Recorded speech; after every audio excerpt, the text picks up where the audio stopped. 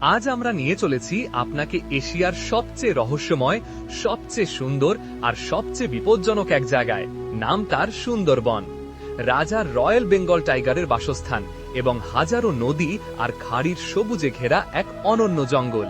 চলো তাহলে আর দেরি না করে ভিডিওটি শুরু করা যাক। সুন্দরবন বিস্তৃত হয়েছে ভারত ও বাংলাদেশে।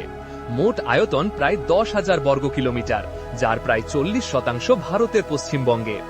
গঙ্গা, ব্রহ্মপুত্র আর মেঘনার মোহনা মিলেই এ বিশাল ডেল্টা তৈরি হয়েছে। সুন্দরবন মানেই বাঘ। এখানে বাস করে বিশ্ববিখ্যাত রয়্যাল বেঙ্গল টাইগার, যাদের সাঁতার কাটার দক্ষতা পৃথিবীর অন্য সব বাঘের চেয়ে বেশি। গাছের ছায়ায়, নদীর বাঁকে আর ঘন জঙ্গলের গভীরে লুকিয়ে থাকে প্রকৃতির আসল রাজা। কেন এর নাম সুন্দরবন? অনেকে বলেন এখানকার সুন্দরী গাছ থেকে এই নাম এসেছে। আবার কেউ বলেন বনটা এত সুন্দর যে তার নামই হয়ে গেছে সুন্দরবন।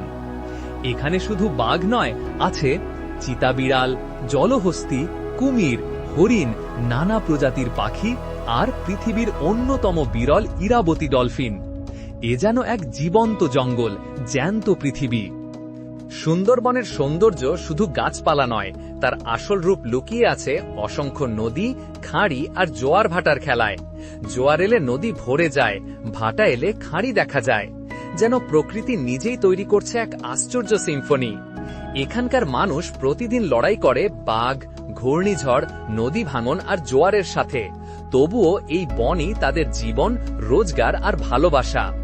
1987 সালে সুন্দরবনকে ইউনেস্কো ওয়ার্ল্ড হেরিটেজ সাইট ঘোষণা করেছে, কারণ এটি শুধু একটি বন নয়, এ পৃথিবীর পরিবেশের জন্য এক বিশাল প্রাকৃতিক রক্ষাঢাল।